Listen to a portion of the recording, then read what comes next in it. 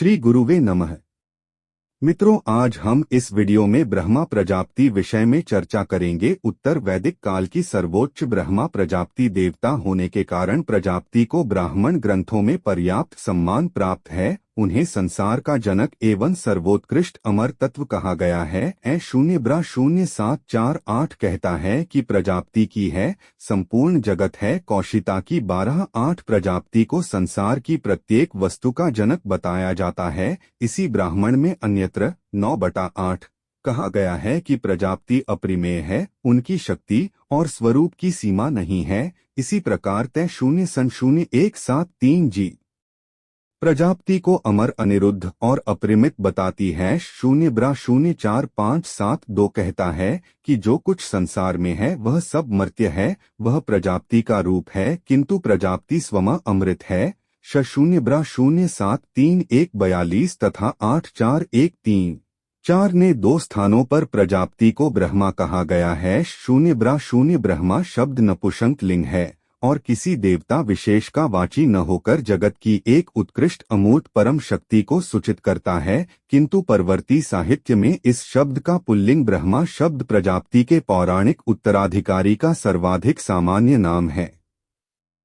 पौराणिक ब्रह्मा का मुख्य कार्य प्रजापति की भांति केवल प्रजा की उत्पत्ति है। वस्तुत एक शब्द का मूल अर्थ स्तोत्र या सूक्त है। ऋग्वेद में यह शब्द इस अर्थ में अनेक स्थलों पर प्रयुक्त हुआ है। अग्नि को ऋग्वेद में स्तोत्रों का रचयिता ब्रह्मणस्कवि कहा गया है। पुल्लिंग में ब्रह्मा शब्द स्तोत्र गायक को सूचित करता है।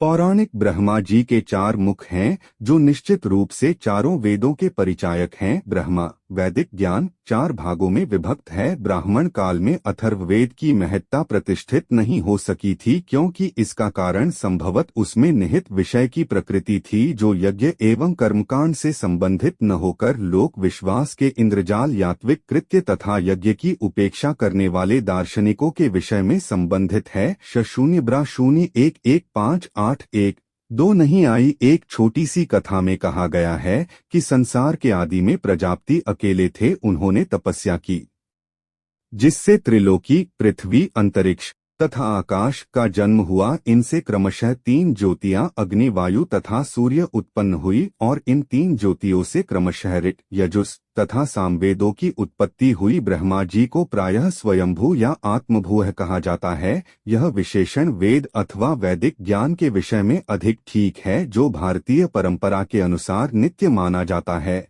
और जिसे बाद में ब्रह्मा जी की धारणा विकसित हुई है। पुराणों में वेदों को भी अनेक तरह स्वयंभू कहा गया है।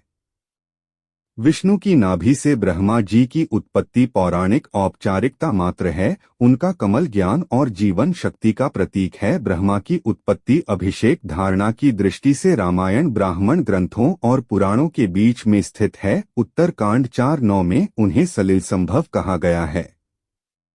प्रजापति से केवल एक ही प्रमुख देव कथा संबंधित है और वह है उनके अपनी पुत्री से शारीरिक संबंध की। ऋग्वेद से लेकर परवर्ती पुराणों तक यह कथा लगभग प्रत्येक ग्रंथों में कई प्रकार से वर्णित की गई है और अपने इस धर्म विरुद्ध तथा लोक विरुद्ध कार्य के कारण ब्रह्मा जी परवर्ती साहित्य में अत्यंत ही दृष्टि से देखे जाते हैं। 0.02317 में यह कथा इस प्रकार दी हुई है। प्रजापति अपनी पुत्री के प्रति आसक्त हो गए थे, जिसे धौ या उषा कहते हैं। उन्होंने उसके साथ समागम करना चाहा। इससे देवता बड़े क्रुद्ध हुए कि यह हमारी बहन है और अपनी पुत्री से ऐसा करना चाहते हैं, तो उन्होंने पशुओं के पति रुद्र से कहा कि तुम इन्हें बांध डालो। रुद्र ने झपट कर प्रजापति को बाण से विंध कर दिया।